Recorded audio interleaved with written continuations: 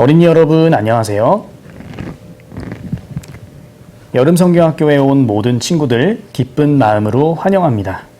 오늘은 하나님께서 구원받은 친구들에게 특별히 해주고 싶은 말씀이 있으시대요. 과연 어떤 말씀일까요? 벌써부터 기대가 되는데요. 기대하고 감사하는 마음으로 목사님 말씀 잘 들어보겠습니다. 그럼 말씀 듣기 전에 찬양하는 시간을 갖겠습니다.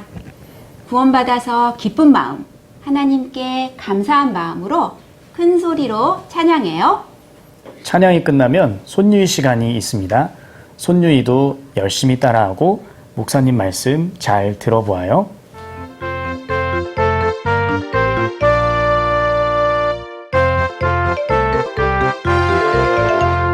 가라 가라 세상을 향해 가라 가라 말씀 가지고 가라 가라 온 땅을 향해 가라 가라는 예수님 명령 우리 모두 가겠어요. 온 땅의 모든 사람들에게 예수님의 사랑을 전하겠어요. 우리 모두 가겠어요. 온 땅의 모든 사람들에게 예수님의 사랑을 전하겠어요. 예쁜 손, 허리. 난 구원받은 자동차. 바퀴가 4개. 첫 번째 바퀴, 말씀. 매일 성경 읽고 암송을 해요. 두 번째 바퀴, 기도. 매일매일 기도하고 하나님께 도움을 청해요. 세 번째 바퀴, 교제. 분반 시간에 빠지지 않아요. 네 번째 바퀴, 전도. 구원받지 못한 사람들에게 하나님을 전해요. 네 바퀴가 싱싱 잘 굴러가면 하나님께서 기뻐하세요. 그래요? 예. 자, 어린이 여러분 안녕하세요. 오늘은 인사도 잘하네. 한 친구만 빼고 인사 잘했어. 자, 같이 잠깐 기도하겠습니다. 하나님 감사합니다. 오늘 아침에도 우리 어린이들과 함께 하나님 말씀을 배우게 되었습니다. 나를 사랑하시고 나를 위해서 십자가에 피 흘려 돌아가신 예수님, 다시 부활하시고 하늘나라에서 우리를 기다리고 계신다라는 것을 알고 있습니다. 다시 예수님을 만날 때 부끄럽지 않게 반갑게 만날 수 있도록 도와주세요. 이제 죄 용서받은 어린이들이 어떻게 살아야 되는지 하나님의 말씀으로 가르쳐 주시기를 간절히 바라고 원합니다. 우리 주 예수 그리스도 이름으로 기도합니다. 아멘.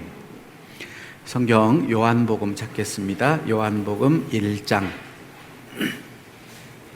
신약 성경 141쪽 요한복음 1장.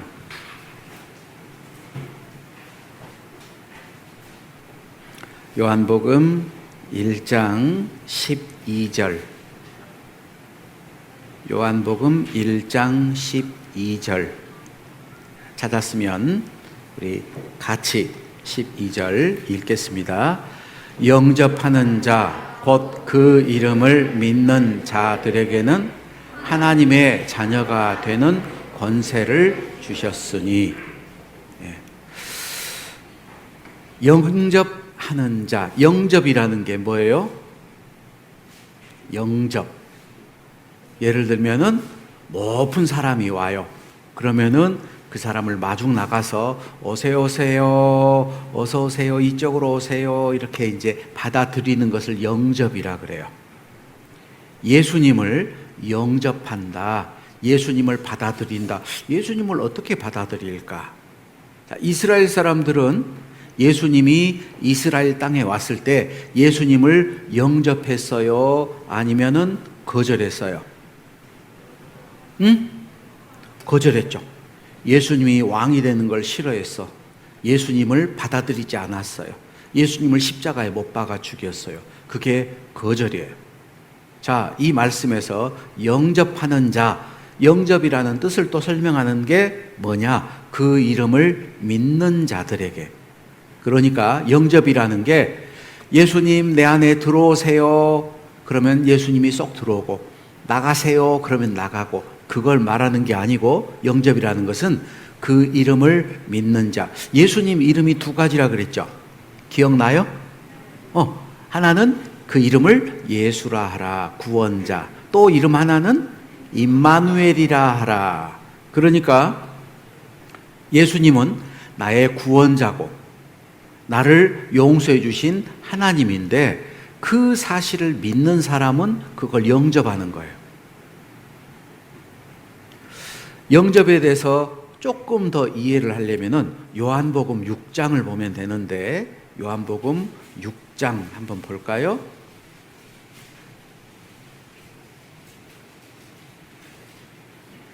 요한복음 6장 53절입니다. 예수께서 이르시되 내가 진실로 진실로 너희에게 이르노니 인자의 살을 먹지 아니하고 인자의 피를 마시지 아니하면 너희 속에 생명이 없느니라. 내 살을 먹고 내 피를 마시는 자는 영생을 가졌고 마지막 날에 내가 그를 다시 살리리니 내 살은 참된 양식이요 내 피는 참된 음료로다. 56절 같이 읽죠? 내 살을 먹고 내 피를 마시는 자는 내 안에 거하고 나도 그 안에 거하나니. 자, 이 말이 조금 무시무시한 말이야. 예수님이 뭐라고 말씀하셨냐? 예수님의 살을 먹고, 사람 고기잖아. 사람 살을 먹고 예수님의 피를 마시는 자는 영생을 얻는다. 우와, 이상하네. 성경에서 영생을 얻는다 그러죠? 성경 말씀을 듣고 영생을 얻는데, 여기는 예수님의 살을 먹고 예수님 피를 마시는 자는 영생을 얻는다. 옛날에 그래서 초대교회 시대에요, 사람들이 성찬식을 했어요. 성찬식 뭐냐? 예수님이 마지막 죽기 직전에 제자들과 함께 식사를 하면서 예수님이 떡을 떼줬어요. 떡을 떼주면서 말씀하셔서 이것은 내 살이다. 예수님이 포도주를 제자들에게 주면서 이것은 피다. 포도주인데 피라 그랬어요. 너희를 위하여 흘리는 내 피다. 그래서 떡을 먹고 포도주를 마시는 것은 예수님 살을 먹고 예수님 피를 마시는 의미를 가졌어요. 그러니까 그걸 잘 모르는 사람들은, 초대교회 성도들이 성찬식 하면은 저 사람들은 사람의 살을 먹고 사람의 피를 마신다, 그렇게 생각한 거야. 근데 여기서 예수님이 내 살을 먹고 내 피를 마시는 자는 영생을 얻는다. 그게 무슨 말일까? 그렇게 성찬식 하면 영생을 얻는다는 말이 아니에요. 그 말이 무슨 말이냐? 예수님이 내 죄를 담당하고 채찍에 맞고 십자가에 못 박히고 창에 찔려서 나를 위해서 예수님 살이 찢겨지고, 그리고 나를 위해서 예수님 피가 흘려졌다, 그래서 내 죄가 용서됐다라는 것을 믿는 것을 설명하는 거예요. 그 믿는 게 뭐냐? 그 사실을 받아들이는 것, 그게 영접이에요. 그러니까 성찬식이라는 그 예식을 행하는 것은 구원 못 받은 사람들이 그 예식을 행하는 게 아니고 실제로 구원받은 사람들, 마음 가운데 예수님이 나 때문에 돌아가셔서 내 죄가 용서됐다라는 것을 믿는 사람들이 그 일을 하는 거야. 그 의식을. 그래서 여기에서 영접하는 자, 곧 그 이름을 믿는 자, 아, 예수님이 나 때문에 살이 찢기고 나 때문에 피 흘려서 내 죄가 용서됐습니다 라고 믿는 그 사람은 뭐가 됐다? 뭐가 됐다? 하나님의 자녀가 되었다. 그런데 하나님의 자녀가 되는 것을 권세라 그랬어요. 권세. 응? 권세. 대한민국에서 권세가 제일 높은 사람이 누구야? 대통령이에요. 대통령 권세 대단하죠. 그죠? 옛날에는 한 나라에 대통령이 있는 게 아니고 왕이 있었어. 그 왕이 죽고 나면은 그 아들이 또 왕이 돼요. 그러면은 그 왕자는 권세가 있어 없어? 있죠. 우리나라도 옛날에 그랬잖아요. 왕 아들 왕자면은 권세가 대단했어요. 그렇죠? 여러분, 우리나라 대통령 아들이다. 대통령 아들은 뒤에 보디가드들 보호해주는 사람들이 따라다닐까 안 따라다닐까? 따라다녀요. 여러분 아빠가 만약에 대통령이 됐다. 그러면 여러분들은 학교 갈 때 어떻게 갈까? 학교 갈 때 어떻게 갈 것 같아요? 보디가드들이 다 모시고 가요. 안경 끼고 무전기 탁 차고 누가 혹시 있진 않는가? 반에서 짱이 너 끝나고 이리 와. 짱이 한 번 떼려고 하면은 보디가드가 어떻게 해? 너 뭐야? 뭐? 저리 가. 꼼짝도 못하죠.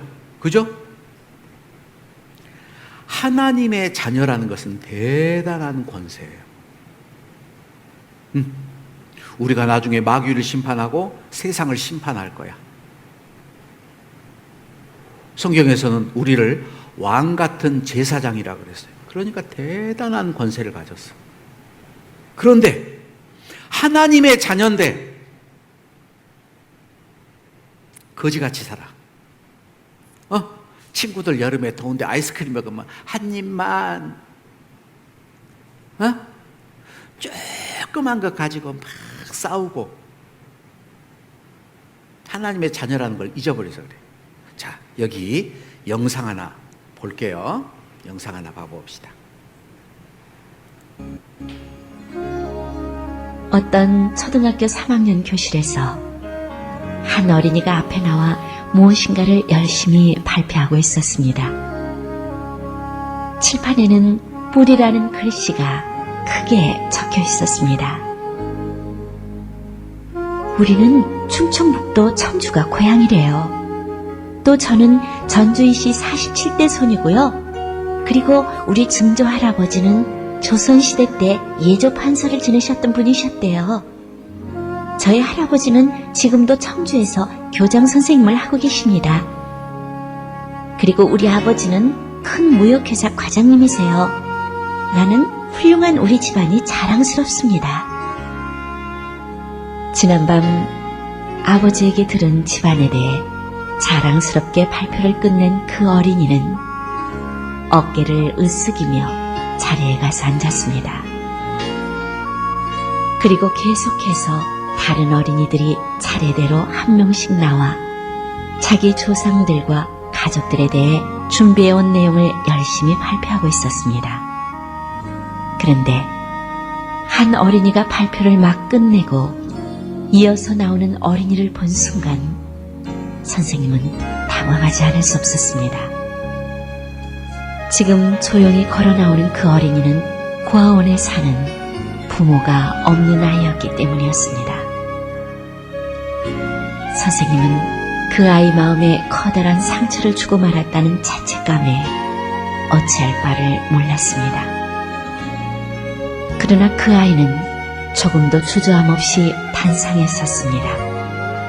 그리고 이렇게 얘기를 시작해 나가는 것이었습니다. 우리 아버지는 하나님이에요. 우리 아버지는 많은 자녀를 가지고 계신답니다. 그래서 나에게도 아주 많은 형제들이 있어요. 그리고 우리 아버지는 이 세상의 주인이세요. 사랑도 아주 많고요. 그 아이를 보는 선생님의 두 눈에는 어느새 감격의 눈물이 흘러내리고 있었습니다.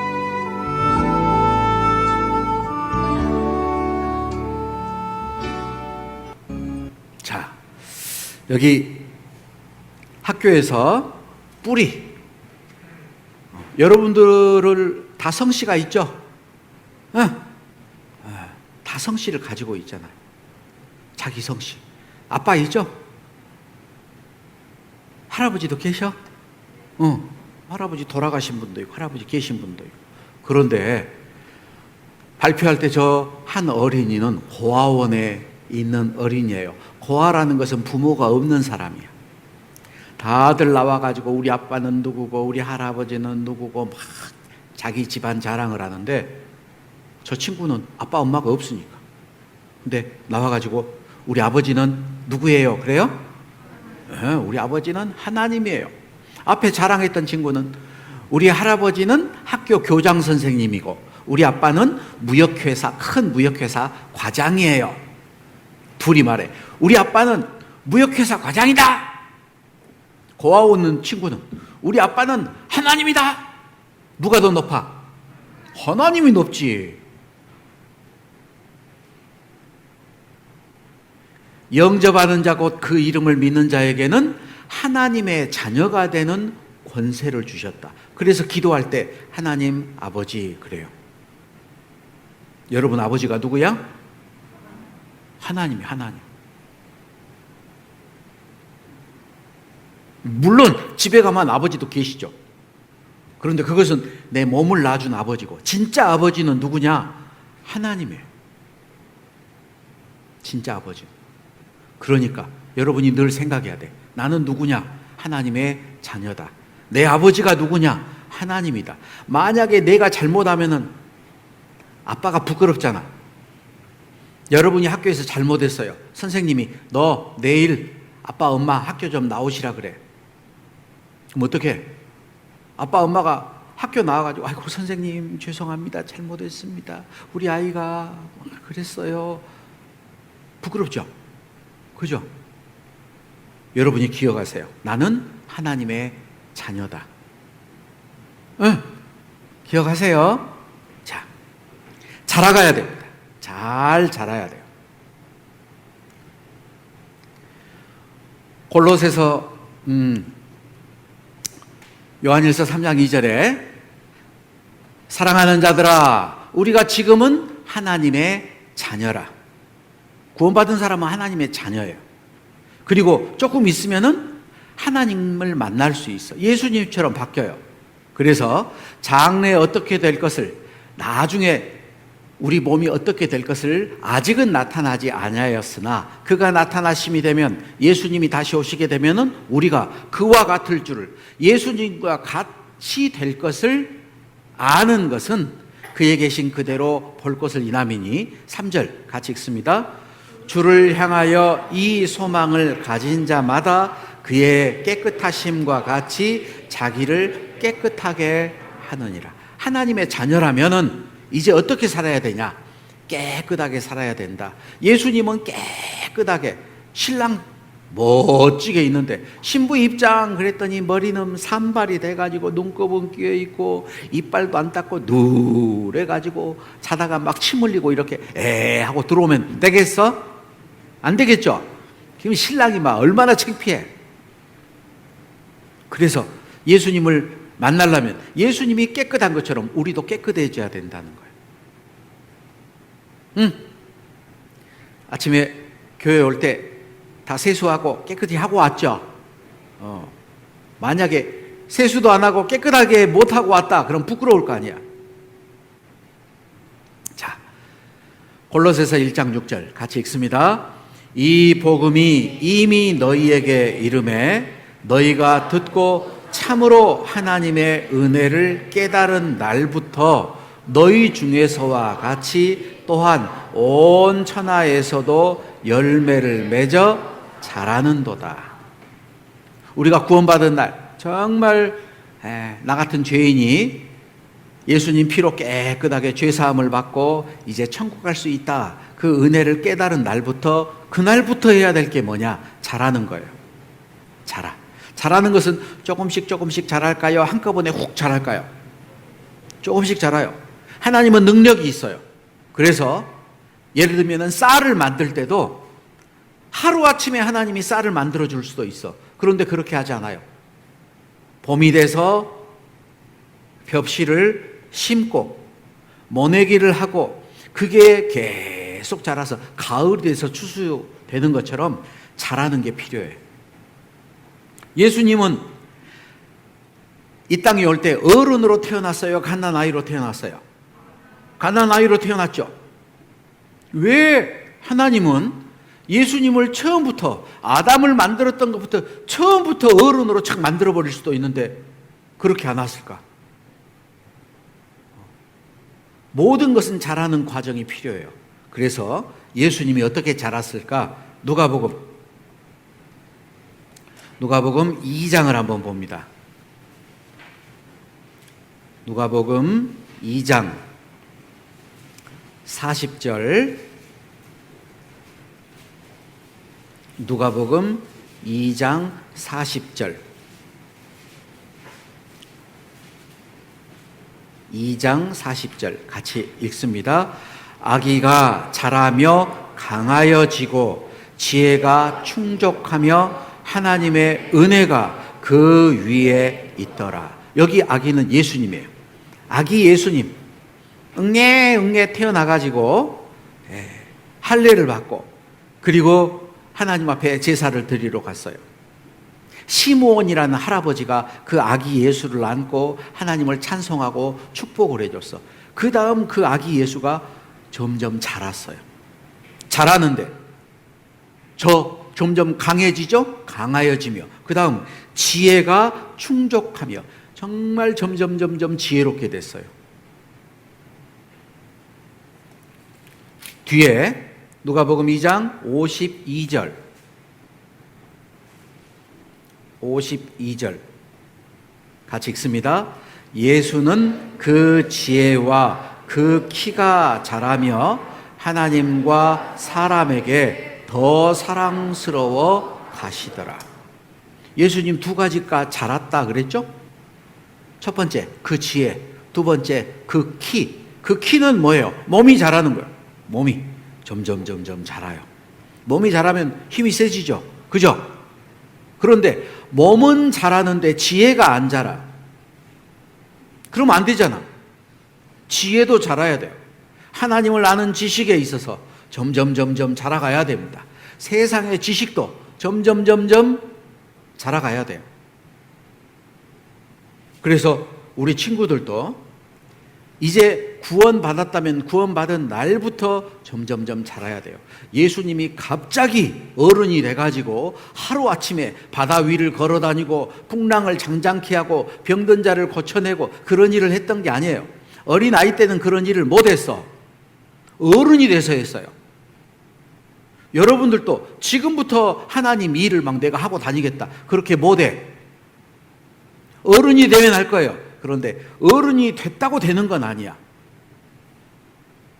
그동안에 키는 자랐지만 몸은 자라서 어른이 됐지만 신앙이 자라지 않는다. 성경에 대해서도 모르고 하나님에 대해서도 잘 모르고 구원받았다고 얘기하는데 초등학교 때 인제 구원받은 학생도 있고 어떤 사람들은 유치부부터 다녔던 친구들이 있어. 그런데 성경에 대해서 물어보면 몰라. 그건 키는 자랐는데 지혜는 자라지 않은 거예요. 가끔은 목사님이 우리 초등학생들 또는 중고등학생들 또는 엄마 아빠들에게 성경 퀴즈를 내요. 어떤 분은 구원받은 지 얼마 안 됐는데 어려운 성경 문제를 냈는데 딱 맞춰요. 왜? 성경을 많이 읽고 듣고 묵상을 했거든. 그런데 어떤 분은 구원받은 지 몇 년이 됐다고, 10년도 되고 20년도 됐다는데 별로 어렵지 않은 문제를 물어봐도 몰라. 그 사람은 지혜는 안 자란 거예요. 그러면 하나님의 일을 할 수 있냐? 못해. 식물이 자라는데도 순서가 있어요. 식물이 어떻게 자랄까? 처음에는 씨를 심죠? 싹이 났어요. 그리고 점점 자라서 꽃이 피고 그리고 열매를 맺어요. 식물이 자라기 위해서 필요한 게 있죠? 햇볕도 필요해. 그죠? 달도 필요해요. 그리고 비도 와야겠죠. 그리고 거름도 줘야 돼. 그죠? 그리고 어떤 친구는 가끔 비료도 줘요. 쉬야를 해가지고. 내 믿음이 자라는데도 꼭 필요한 거 있어요. 가장 먼저 필요한 게 뭘까? 말씀. 따라서 말해보세요. 말씀. 생명의 양식. 자, 베드로전서 1장 2절, 2장 2절입니다. 같이 읽겠습니다. 갓난 아이들 같이 순전하고 신령한 젖을 사모하라. 이는 이로 말미암아 너희로 구원에 이르도록 자라게 하려 함이라. 갓난 아이가 태어나면 뭐 찾아? 젖 찾아요. 젖. 엄마 젖. 갓난 아이가 자라는데 딱 필요한 건 젖이야. 젖을 먹어야 돼. 구원받은 사람도 신앙이 자라려면은 꼭 필요한 게 뭐냐? 젖이에요. 근데 어려서 젖을 잘 먹고 자라면은 건강해요. 그런데 어려서 젖을 안 먹고 뭐야? 오비 맥주네? 맥주 먹으면 저 사람 뭐가 될까? 나중에 술 주정뱅이가 되겠죠. 이 아이는 뭐 젖을 얼마나 잘 먹는가 몰라. 으아! 젖을 잘 먹으면 씩씩하게 자라요. 같이 읽어봅시다.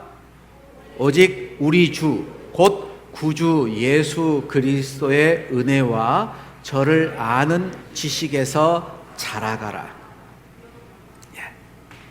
그리스도의 은혜, 하나님이 나를 얼만큼 사랑해주고 나에게 무엇을 주셨는가, 그 은혜를 점점 더 알아가야 돼요. 그리고 저를 아는 지식, 하나님이 어떤 분인지, 예수님이 어떤 분인지, 소망이 뭔지, 그걸 점점 알아가야 돼. 그걸 자라라 그랬어요. 자라가라. 그래서 신앙생활을 잘 하려면 밥을 잘 먹으면 건강한 것처럼 말씀을 많이 읽어야 돼요. 여러분, 성경책 처음부터 끝까지 한번 읽어본 사람 있나? 혹시? 우리 초등부 중에? 혹시 있어요? 한 명도 없네. 그러니까 잘 못 자라지? 그지? 여러분, 구원받았다고, 지금 구원받았다는 친구들이 상당히 있어요. 구원받은 지 1년 된 게 아니야. 몇 년 된 친구들도 있어. 그런데 아직 성경 한 번도 못 읽어봤어요. 여러분들이 읽고 있는 엄마 아빠가 보는 이 성경은 사실 어려워요. 그래서 여러분이 읽으면 무슨 뜻인지 몰라. 그러니까 여러분들은 무슨 성경을 읽어야 되냐? 어린이 성경이 따로 있어요. 어디 한번 물어볼까? 집에 어린이 성경이 있다라는 친구 손 들어봐. 예. 손 내리세요. 자, 집에 어린이 성경이 없는 친구들은 성경 안 읽는 친구들일 거야. 그래서 부모님들에게 일본어로 된 성경 주면은 못 읽죠? 그죠? 아이들에게 이 어른들이 보는 성경은 외국어 성경하고 똑같아요. 못 읽어. 그런데 성경 읽으라 그래. 읽을 걸 줘야 읽지. 부모님들이 제발 아이들 성경 좀 사주세요. 구원받은 부모님들이 아이들을 위해서 성경 시간 안 사줬다. 말이 안 되는 거예요. 세상 공부하는 데는 필요하다면 다 사주면서. 아이들이 신앙을 위한다고 말하는데 성경책 안 사주면 안 됩니다. 아이들이 어려서부터 성경 읽는 것을 습관을 들여야 돼요. 그럼 건강할 거예요. 그래서 여러분, 매일매일 성경 읽으셔야 돼요. 알았어요? 그리고 성경을 외울 수 있어야 돼. 퀴즈가 아니다. 우리나라 속담 하나 내볼게요. 여러분 맞춰볼래요? 맞춰봐. 아니 땐 굴뚝에 몰라? 자, 아는 사람 손 탁 들고 대답합니다. 어이? 아니 땐 굴뚝에 연기날이야. 정답. 끝나고 선물 있어. 받아가요? 네. 몸에 좋은 마이구미 선물 줄 거야. 또 다른 친구들 이제 손 안 든 친구가 손 들고 대답해봐요. 부뚜막에 소금도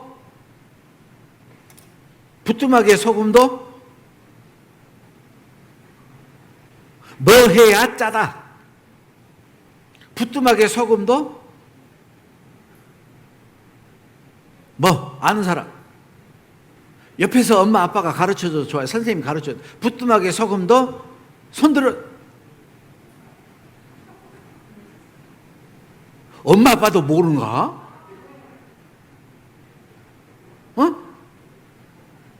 몰라? 그럼 넘어가. 돌다리도 두들겨 본다. 정답이에요. 예. 두들겨 보고 건너라. 두들겨 본다. 예. 자, 우리나라 속담 잘 알죠? 자, 다음에 나오는 성경 뒷말을 이어서 말해 보세요.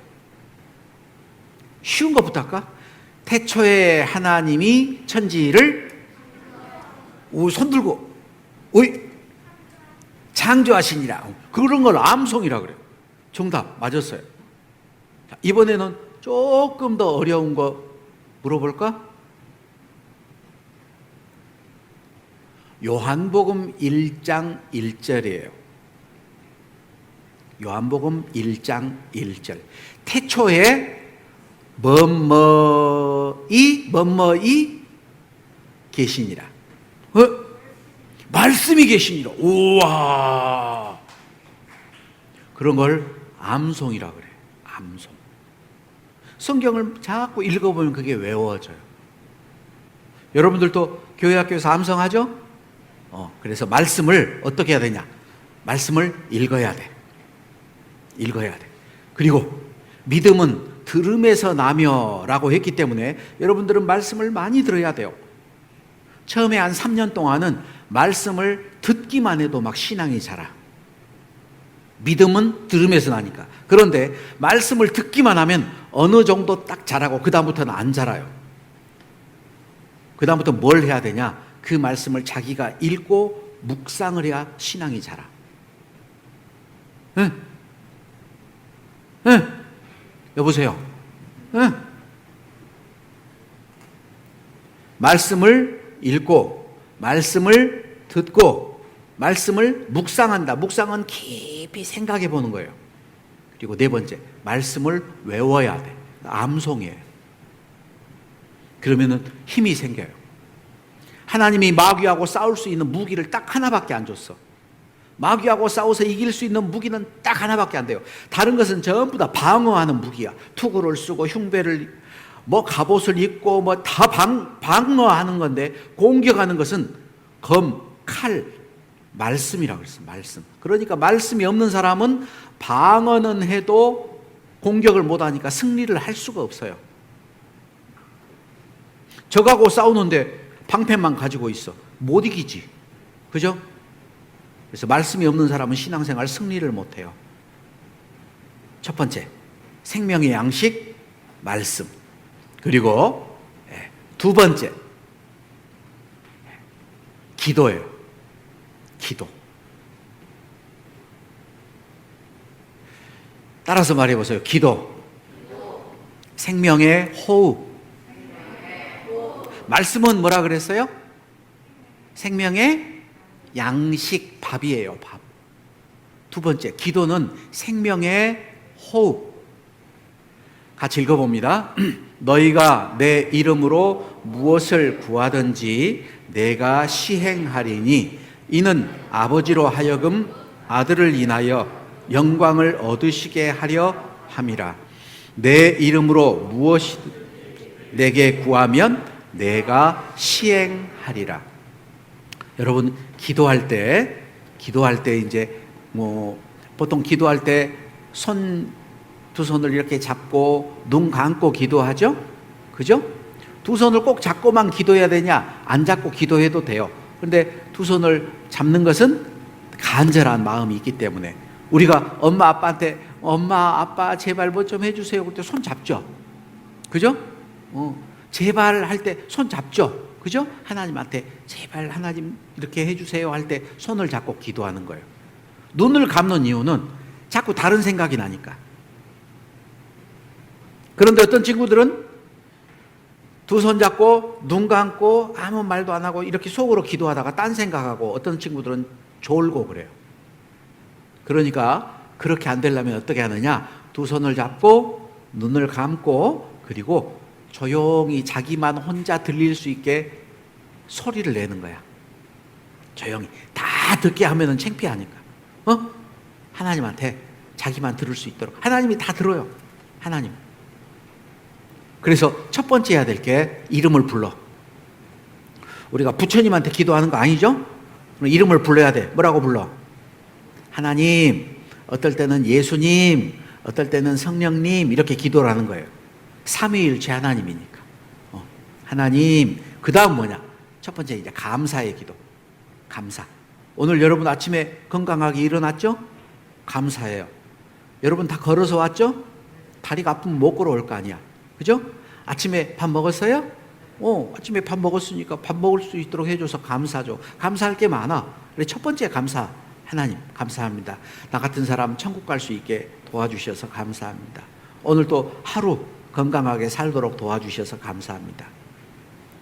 그리고 두 번째, 혹시라도 하나님 앞에 내가 무슨 죄가 있는지, 숨은 죄가 있다면 그거 회개해야 돼요. 왜? 사람이 속에 죄를 품고 기도하면 하나님이 안 들어주겠다 그랬어.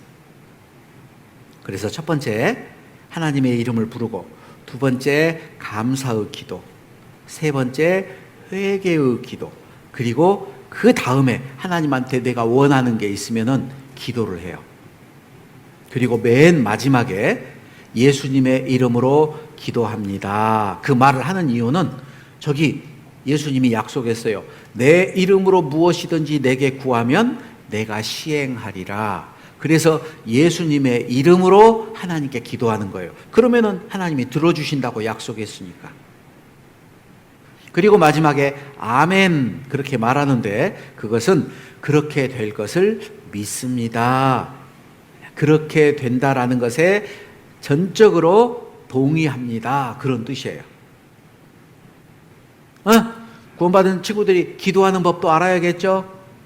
첫 번째, 하나님의 이름을 부르고, 두 번째, 감사, 하나님께 감사하는 거, 세 번째, 하나님 앞에 내가 무슨 죄가 있는지 죄에 대해서 하나님 앞에 자복하고 회개해야 돼요. 네 번째, 내가 원하는 것 있으면 하나님께 구하고, 그리고 다섯 번째, 예수님의 이름으로 기도합니다. 아멘. 이렇게 기도하는 거예요. 여러분에게 우리나라 대통령이 여러분에게 대통령 핸드폰 번호를 알려줬어. 이 중에 혹시 대통령 핸드폰 번호 아는 사람? 없죠? 우리 대통령이 나한테 지나가면서 내 핸드폰 번호인데 필요할 것 있으면 나한테 전화해. 내가 너한테 해줄게. 그 사람 대단하죠? 그죠? 그 사람 완전 땡 잡았잖아. 대박이야. 대통령 할아버지, 우리 집에 가는데 길이 너무 포장이 잘 못 돼 있어요. 이거 포장 좀 다시 해주세요. 그래, 알았어. 다음날 아저씨들이 와가지고 아스팔트 포장을 쫙, 와, 대단한 거죠. 그런데 하나님이 구원받은 사람에게도 뭐라 그랬냐? 네가 그렇게 내 이름으로 구하면 내가 들어주겠다. 그 권세 대단한 거 아니야? 그러죠? 그 이름을 믿는 자에게는 하나님의 자녀가 되는 권세를 줬다. 아빠한테 부탁하면 아빠가 들어주는 거예요. 그런데 가끔 핸드폰 번호를 띠띠띠띠띠 했는데 전화를 안 받아. 왜 전화를 안 받을까? 통신이 잘 안 돼요. 지하실에 들어가 있어. 응? 막대기가 한 5개는 뜨면 통화가 잘 되는데요. 수신 감도가 떨어져서 막대기가 하나도 안 떠. 통화가 안 돼. 언제? 죄 짓고 있으면 통화가 안 돼요. 어두운 곳에 가가지고 죄를 짓고 있어. 하나님이 안 들어줘요.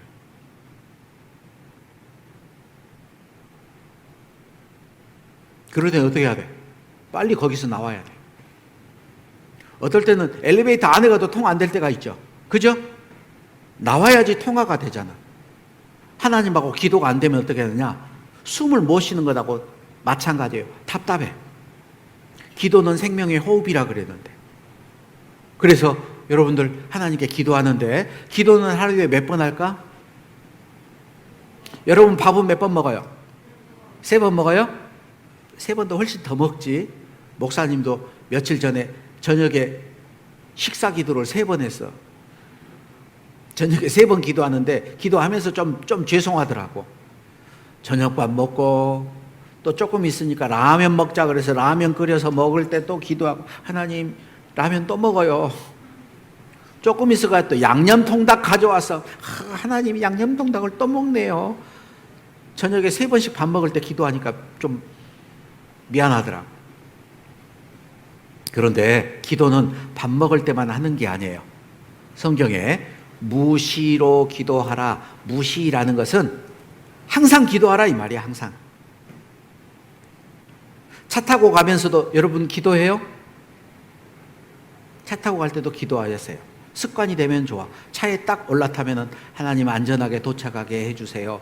그렇게 기도해놓고 내릴 때는 생각 없이 그냥 내려. 내릴 때도 어떻게 해요?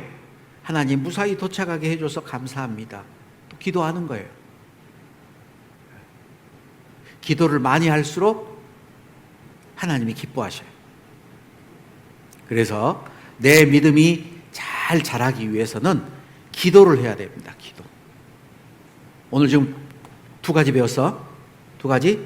첫 번째, 말씀, 생명의 양식. 기도, 생명의 호흡. 자, 10분 쉬었다가 이제 또 둘째 시간 공부하겠습니다. 10분 쉬겠습니다.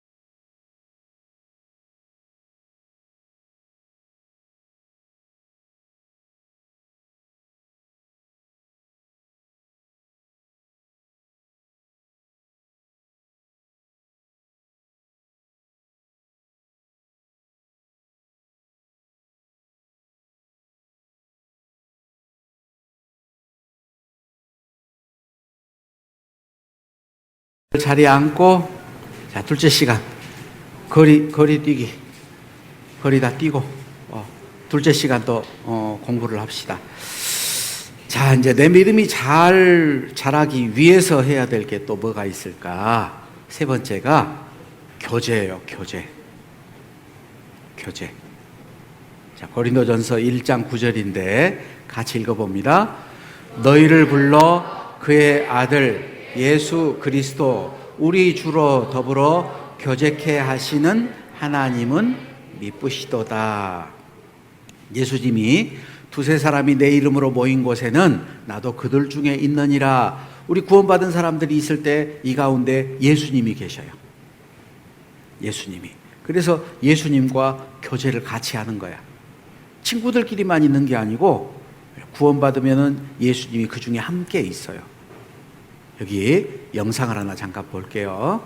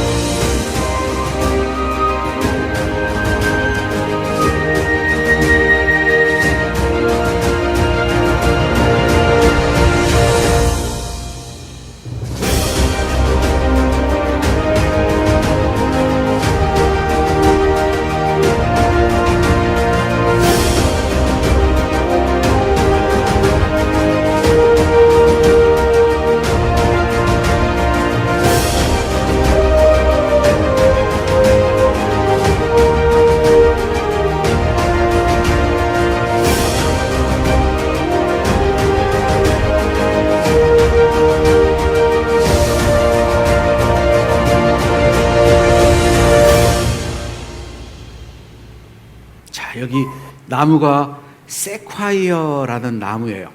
세콰이어. 레드우드라고 하는데 이 나무는 120m나 자라요. 엄청나게 큰 나무야. 그런데 뿌리는 몇 메타 안 돼. 그런 상황이라면 바람이 조금만 불어도 나무가 다 넘어져야 되는데 넘어지지 않는 이유가 뭐냐? 뿌리끼리 서로 꽉 붙잡고 있어요.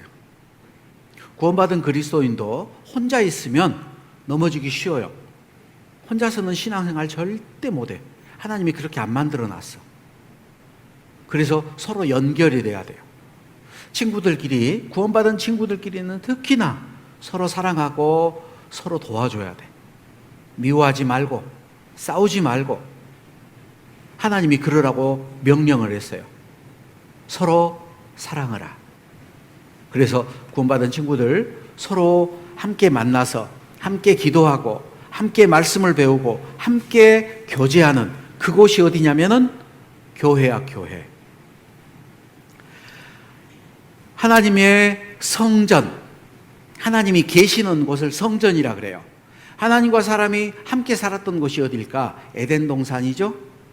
에덴 동산에서 쫓겨난 후에 하나님이 사람들 가운데 있고 싶어서 성막을 지어라. 나를 위하여 성막을 지어라. 거할 처소를 만들어라.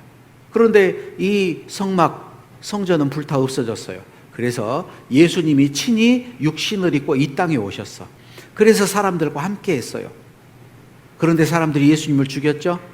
부활 승천한 후에 하나님이 지금 계시는 곳은 어디냐? 교회예요. 그래서 구원받은 사람들이 교회 안에 있어야 돼요. 우리는 살아계신 하나님의 성전이라. 구원받은 사람들 가운데 하나님이 계셔요. 나는 저희 가운데 거하며 두루 행하여. 하나님이 계시는 곳, 거하는 곳은 구원받은 사람 가운데. 그래서 아래 밑줄 친 것 같이 한번 읽어볼까요? 너희는 저희 중에서 나와서 따로 있고 부정한 것을 만지지 말라. 구원받지 못한 사람들과 같이 있지 말고 나와서 구원받은 사람들이 따로 모여 있는 곳, 그곳이 교회예요. 여기 영상을 또 하나 볼까요? 예, 우드 버팔로 국립공원입니다. 수백 마리의 근육질들이 이곳에 모여 삽니다. 하지만 이곳엔 이들을 노리는 동물이 삽니다. 늑대들이죠. 1대1로 맞붙으면 늑대는 절대 이길 수가 없습니다. 하지만 늑대들은 혼자서 사냥을 하는 게 아닙니다. 무리가 힘을 합쳐 사냥을 하면 거대한 동물과 맞설 수 있습니다. 하지만 들소 역시 수적인 우세를 무기로 내세웁니다. 우리야 사업상 이유가 있지만 들소들은 왜 때로 다닐까? 엄마, 우린 왜 다 같이 가는 거예요? 빠른 소는 빨리 가고 느린 소는 천천히 가지 않고. 같이 가야 느리고 약한 친구들도 보호할 수 있지. 혼자 잘났다고 빨리 가면 하나씩 늑대발이 되고 말 거야. 아하, 그렇구나. 그리고 항상 누군가가 망보는 일을 맡죠. 늑대들이 들소 무리의 뒤를 따릅니다. 이들은 무리가 협동해서 추적을 합니다. 계속 목표물을 찾으면서요.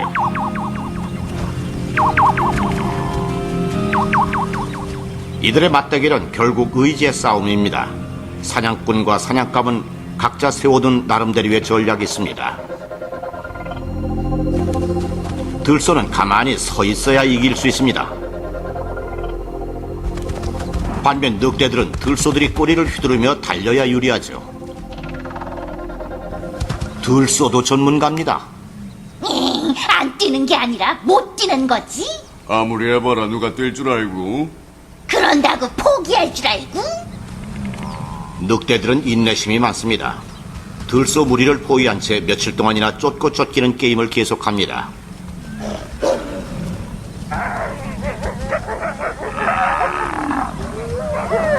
늑대는 들소들이 마구 질주할 때도 우왕좌왕하지 않습니다.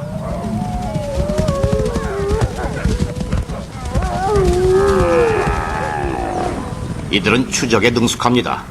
이 속도를 몇 시간 동안이나 유지할 수 있죠.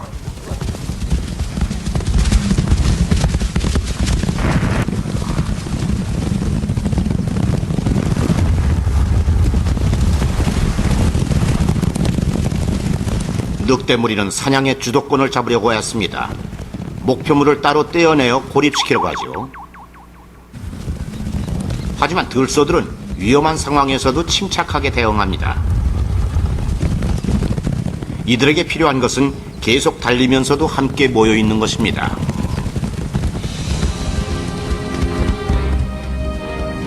열 번 중 9번의 추적에서 들소들은 흩어지지 않은 채 달아납니다. 큰 몸집과 무리의 단결력 덕분에 들소는 이들 객과의 포식자들을 따돌릴 수 있었습니다. 자, 구원받은 사람에게도 마귀들이 따라다녀요. 호시탐탐 노리면서 어떤 사람을 신앙생활 못하게 할까? 말씀 시간에 조는 사람, 말씀 시간에 딴짓하는 사람, 누구를 잡아갈까? 그런데 그 방법이 뭐냐? 서로 미워하게. 서로 미워하면 하나가 안 돼요. 흩어져요. 난 쟤 보기 싫어서 교회 안 나갈 거야. 교회 안 가. 그럼 어떻게 해요? 혼자 떨어져 나왔죠?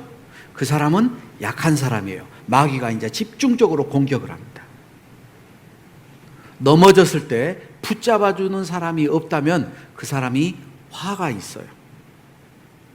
그래서 우리 친구들, 교회에 어떤 일이 있어도 교회에 빠지면 안 돼. 알았어요?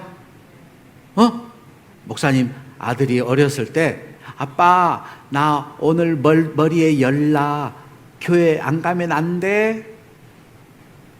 그때는 코로나 없었어? 감기가 걸렸어. 열난대. 그래서 목사님이 그랬어요. 교회 가자. 교회 가서 죽으면 순교야. 교회 왔더니 하나도 안 아파요. 다 나아버렸어. 뭐 지금이야 코로나 때문에 열나고 그러면은 나오면 안 되죠. 그러나 그런 이유가 아닌 다른 이유 때문에 교회를 빠진다. 그러면 안 되는 거예요. 따라서 말해보세요.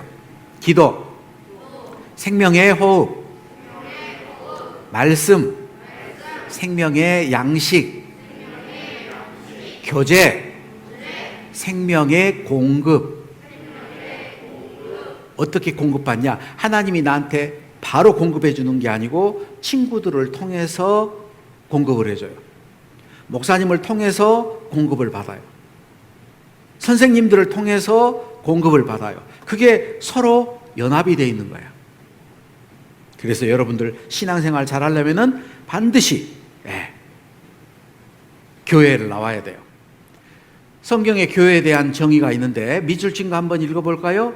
그리스도 예수 안에서 거룩하여지고 성도라 부르심을 입은 자들, 그 사람들을 교회라 그래요. 그래서 예수님이 부탁을 했어. 너희는 내가 일러준 말로 이미 깨끗하였으니 내 안에 거하라. 나도 너희 안에 거하리라. 가지가 포도나무에 붙어 있지 아니하면 절로 과실을 맺을 수 없음 같이 너희도 내 안에 있지 아니하면 그러하리라. 여기 나를 떠나서는 너희가 아무것도 할 수 없음이라. 예수님이 계시는 것이 교회예요. 그래서 교회에 빠지지 않고 교제에 잘 나와야 됩니다. 자, 자동차에 바퀴가 4개 있는 것처럼 3가지, 한 가지 더 있죠? 하나 더는 그거는 전도예요. 우리가 말씀을 배우고 기도를 하고 교제를 하는 이유도 전도하기 위해서인데 그것은 예수님이 명령을 하셨어요. 성경 디모데후서 4장 2절 너는 말씀을 전파하라. 때를 얻든지 못 얻든지 항상 힘쓰라. 너는 명령이에요. 하고 싶으면 하고 하기 싫으면 안 하는 게 아니고 명령이야. 여기 영상 또 하나 볼게요.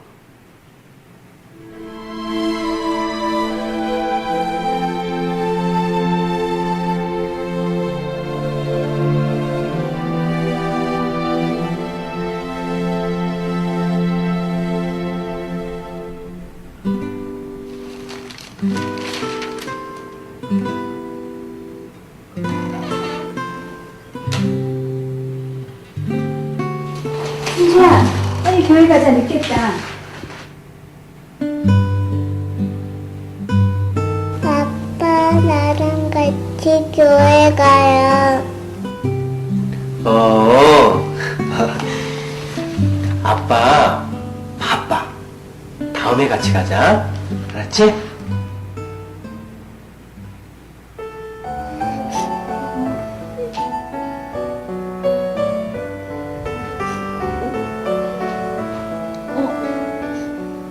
승주야. 잘 그렸네, 우리 승주. 근데 여기가 어디야? 천국이에요. 근데 왜 아빠는 그리다 말았니?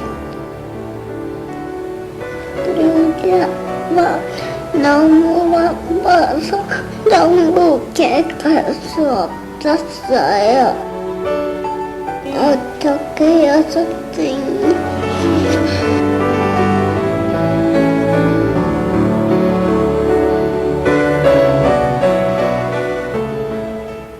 자, 승주하고 엄마는 이제 구원받아서 교회를 나오는데 아빠는 하나님을 안 믿어요. 예수님을 안 믿어. 구원을 못 받았어. 그래서 승주가 그림을 그렸는데 천국에 아빠는 없잖아요. 저기 승주가 왜 울어요? 아빠는 천국 못 가면 어디 갈까? 지옥 가죠. 그러니까 승주가 너무 슬퍼요. 구원을 받은 사람이라면 내가 정말 사랑하는 아빠, 엄마, 내 동생, 할아버지, 할머니 다 천국 가기를 바랄까 안 바랄까? 바라겠죠. 그래서 승주는 조그맣지만 아빠한테 전도하죠. 아빠 나랑 같이 교회 가요. 그런데 구원받았다는 사람이 아빠한테 그런 말 한 번도 안 해. 왜? 아빠가 혼내니까. 말을 못하면 기도라도 해야 될 건데 기도도 안 해. 아빠를 지옥 보내는 방법은 간단해요. 어떻게 하냐? 가만 놔두면 지옥 가. 구원을 받았다면 반드시 복음을 전해야 돼요. 그거는 명령으로 돼 있어. 도시 한복판에 높은 곳에 행복한 왕자의 동상이 서 있어요. 온 몸은 얇은 순금으로 덮여 있고 두 눈은 반짝이는 사파이어, 그리고 그 칼자루에는 빨간 루비가 박혀 있어요. 사람들은 이 동상을 아주 좋아하고 자랑스럽게 여겼어요. 어느 날 제비 한 마리가 이 도시로 날아왔어요. 다른 동무제비들은 모두 남쪽으로 갔는데 이 제비는 갈대 아가씨하고 사랑에 빠져가지고 좀 늦었어. 저녁에 잘 곳이 없으니까 잘 곳을 찾다가 행복한 왕자의 동상 발 밑에 들어가서 잠을 자게 됐는데 막 자려고 하는데 어떤 물방울이 뚝 떨어져요. 비가 오나? 위를 쳐다봤더니 왕자님이 눈물을 흘리고 있어요. 왕자님이 왜 우세요? 여기 서 있으니까 슬픈 일을 많이 보게 되는구나. 저기 좁은 거리에 가난한 집이 한 채 있는데 엄마는 싹 바느질을 하고 작은 아이는 침대에 앉아서 누워서 아파한단다. 오렌지를 먹고 싶어 하는데 돈이 없어. 제비야, 내 칼자루에 박혀있는 루비를 빼다가 저 가난한 집에 가져다 주지 않겠니? 왕자님이 제비에게 부탁을 했어요. 그래서 제비가 왕자의 칼자루에 있는 루비를 빼어가지고 그 가난한 집에 가서 방 안 책상 위에 루비를 떨어뜨려 놓고 왔어요. 아이가 열이 나니까 제비가 날개로 부채질을 해 주었어요. 이튿날 날이 뜨니까 제비가 왕자에게 말했어요. 저는 이제 동무들에게 가봐야겠어요. 남쪽 나라로 가요. 안녕히 계세요. 그랬더니 왕자님이 착한 제비야, 하룻밤만 나하고 더 지내지 않겠니? 저 큰 길 건너 다락방에 가난한 젊은이가 글을 쓰고 있단다. 그에게 내 사파이어 눈 한쪽을 가져다 주렴. 제비는 한운 수 없이 왕자의 눈을 빼가지고 젊은이의 다락방에 날아가서 그 젊은이에게 사파이어를 줬어요. 젊은이는 어쩔 줄 몰라 했어요. 다음날 날이 뜨니까 제비는 또다시 왕자에게 작별 인사를 했는데 왕자는 또다시 제비에게 부탁을 했어요. 제비야, 저 아래 광장에 어린 소녀가 성냥팔이 어린 소녀가 있는데 성냥을 하수도에 떨어뜨려서 모두 못 쓰게 되었단다. 돈을 가지고 가지 않으면 소녀는 매를 맞기 때문에 울고 있구나. 내 한쪽 눈마저 빼어서 저 소녀에게 가져다 주렴. 제비가 소녀에게 왕자의 한쪽 눈 사파이어를 빼가지고 줬어요. 성냥팔이 소녀는 어머나 예쁜 보석이야, 기쁨에 넘쳐서 집으로 달려갔어요.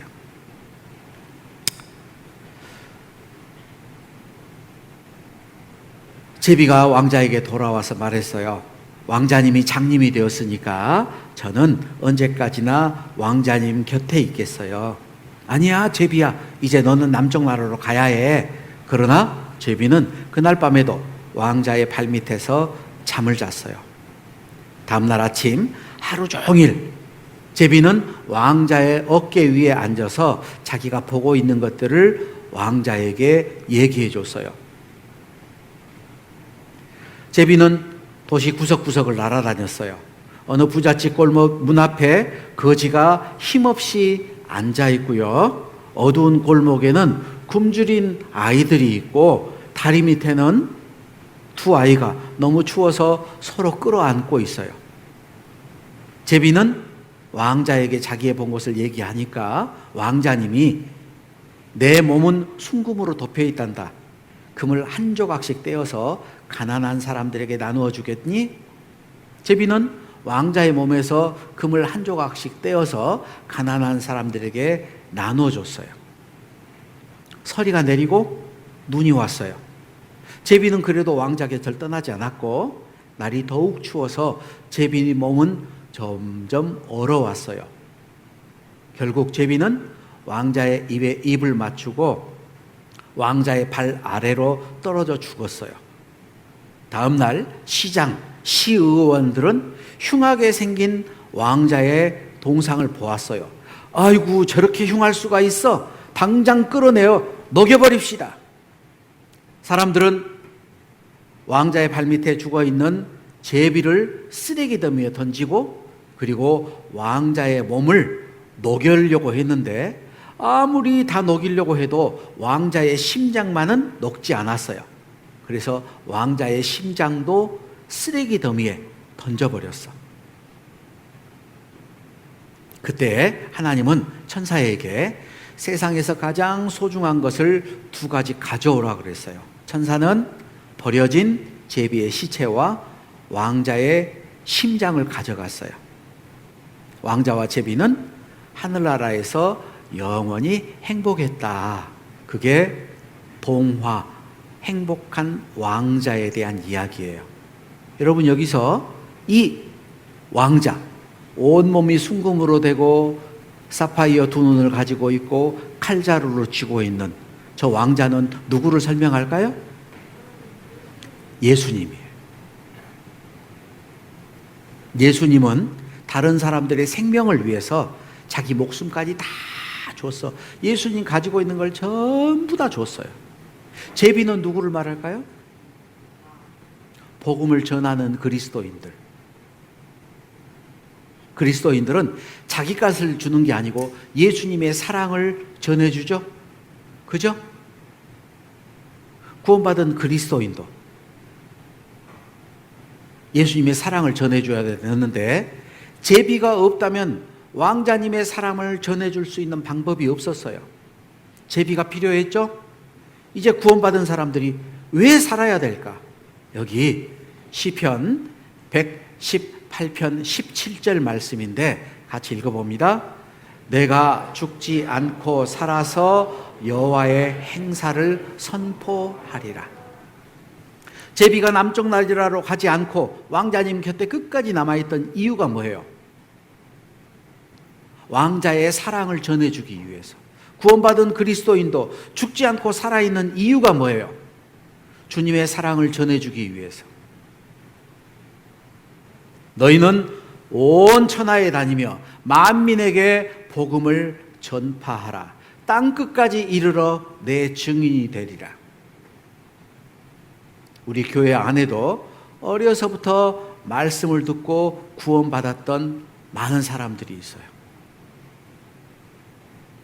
또 말씀을 듣고 구원받은 사람들이 성장해서 뭐가 됐냐? 해외에 복음을 전하는 많은 선교사들이 됐어. 목사님이 오래전에 지구본 있죠? 지구본이 있어. 목사님들, 전도사님들이 같이 앉아가지고 눈을 감고 지구본을 돌렸어요. 어디로 갈까? 씩 돌렸어. 탁 찍었어. 이리 가야겠나? 응? 여러분은 커서 뭐가 되고 싶어요? 응? 커서 어떤 사람이 되고 싶어? 생각하는 게 나는 커서 뭐가 될 거예요? 나는 연예인이 될 거예요. 나는 운동선수가 될 거예요. 나는 의사가 될 거예요. 그렇게 돼서 뭐 하려고? 그렇게 돼서 뭐 하려고? 하나님하고 아무 관계도 없는 그런 꿈을 가지고 있다. 그건 진짜 잘못된 거예요. 우리 교회도 어떤 분들은 검사 판사도 있어요. 어떤 분들은 아주 유명한 연예인들도 있어. 그런데 그런 사람들이 뭘 하고 사느냐? 주님을 위해서 열심히 살아요. 어떤 분들은 자기가 번 돈을 가지고 아프리카 선교를 위해서 컴퓨터를 내가 몇 대를 기증하겠습니다. 많은 물질을 자기가 줘서 해외 복음 전하는 데 사용해요. 어떤 분은 정말 바쁜데 저기 우리나라 섬, 예를 들면 울릉도, 실제로 울릉도 전도 집회 하는데 그 바쁜 사람이 일부러 그 시간을 내가지고 거기에 와가지고 막 같이 전도하고 다녀요. 유명한 연예인이거든. 사람들이 보기만 해도 다 알아. 우와! 사인 좀 해주세요. 근데 그분이 와가지고 뭐하냐? 거기 와가지고 같이 전도해요. 오래전 영국 스코틀랜드에서 전도 집회를 했어요. 전도 집회를 했는데 어린아이 한 명이 구원을 받았어. 사람들은 에이, 어른들은 구원 못 받고 아이만 한 명 구원 받았구나 기뻐하지 않았어요. 그리고 나중에 그 교회에서 아프리카 선교를 위해서 우리가 헌금을 합시다. 사람들이 전부 다 헌금함에다가 돈을 집어넣었는데 그 아이는 헌금함 속에 쏙 들어가 버렸어. 어른들이 내 이놈 빨리 나와. 그 아이가 말했어요. 하나님, 저는 지금 가난해서 헌금할 수 없어요. 그러나 아프리카를 위해서 저의 몸을 드리겠어요. 저를 받아주세요. 저 아이는 10살부터 방직 공장에 가서 일을 했어요. 집이 너무 가난해. 10살부터 공장에 다니면서 일을 했어. 10살이면 몇 학년? 초등학교 3학년 때부터 학교도 못 가고 공장에 가서 일을 했어요. 그러다가 구원을 받았어. 그리고 나서 꿈이 생겼어요. 내가 아프리카에 복음을 전해야겠다. 그래서 공부를 열심히 했어요. 대학교를 갔어. 신학대학도 가고 의과대학도 가고 그리고 의사가 됐어요. 세월이 지난 후에 아프리카에 피부가 하얀 백인이 와가지고 약을 주고 치료를 해주고 그러면서 그들에게 성경을 가르쳤어요. 그 사람 이름이 리빙스턴이라는 사람이야. 리빙스턴이 아프리카에서 너무 고생한다는 얘기를 듣고 영국에 있는 친구들이 편지를 썼어요. 리빙스턴, 낯선 땅에서 사랑을 실천하고 있는 자네에게 격려의 박수를 보내네. 먼 나라에서 고생하고 있는 자네를 생각하면 여기서 편하게 지내고 있다는 것이 부끄러울 뿐이야. 그래서 자네 고생을 조금이라도 덜어주기 위해서 우리가 자네를 도와줄 사람 몇 명을 그곳으로 보내주겠네. 그러니 그곳까지 가는 길을 상세히 적어서 다음 우리에게 답장을 해주기 바라네. 리빙스턴이 답장을 썼어요. 마음은 고마우나 이곳까지 오는 길이 있어야만 오겠다는 사람들은 나는 사양하겠네. 이곳에는 길이 없어도 스스로 찾아오는 사람이 필요하네. 주님 복음 전하는데 너무 힘들었어요. 그래서 길이 있어서 가르쳐준 대로 편하게 오겠다. 그런 사람 필요 없다 이 말이에요. 리빙스턴에게 편지를 주고받고 하는데 그때는 전화가 없었어요. 나중에 편지가 답이 안 와. 어디 있는지도 모르겠어. 그래서 사람들이 리빙스턴을 찾으러 갔더니 리빙스턴은 기도하는 모습으로 죽어 있었어요. 이 리빙스턴 때문에 아프리카에 복음이 전해졌어. 여러분들도 결단해야 됩니다. 여러분, 성경에 어려서부터 하나님 앞에 결심하고 결단했던 사람이 있어요. 예를 들면 다니엘. 다니엘은 어렸지만 우상의 제물을 먹지 않겠습니다. 마음에 결단을 했어요. 어른이 돼가지고 결단하는 게 아니야. 어린이 때부터. 여러분은 그래서 꿈을 가져야 됩니다. 요셉도 어려서부터 꿈을 가졌어요. 총리 대신이 됐죠. 하나님을 위해 사는 사람이 됐어요. 여러분들도 결단을 하세요. 그래서 나는 오직 하나님만을 사랑하고 잘못된 생각과 행동을 버리고 말씀에 순종하여 하나님과 사람들 앞에 부끄럽지 않게 살겠습니다. 주님 오실 때까지 복음을 전하면서 살겠습니다. 그런 결단을 해야 돼. 알았어요? 요즘 학생들 물어보면 꿈이 뭐예요? 커서 뭐 되고 싶어요? 제일 많이 하는 대답이 뭐냐? 몰라요. 몰라요. 커서 뭐 되고 싶어요? 몰라요. 꿈이 없다 이 말이야. 꿈을 이루지 못하는 게 불행한 게 아니고 꿈이 없는 게 불행한 거예요. 여러분은 지금부터 내가 커서 뭐가 될까? 하나님을 위해서 어떻게 살까? 그 생각들을 지금부터 가져야 돼요. 초등학교 때 그런 생각 안 가지면 중학교 되면 저절로 생각이 나냐? 생각 안 나요. 아무 생각 없이 살아. 고등학생 돼도 아무 생각이 없어요. 대학생 돼도 아무 생각이 없어요. 그렇게 아무 생각 없이 살아가는 사람들을 뭐라고 하냐? 좀비라 그래, 좀비. 좀비가 뭔 줄 알아요? 걸어다니는 시체죠? 아무 생각이 없어. 구원받은 사람은 그러면 안 될 거예요.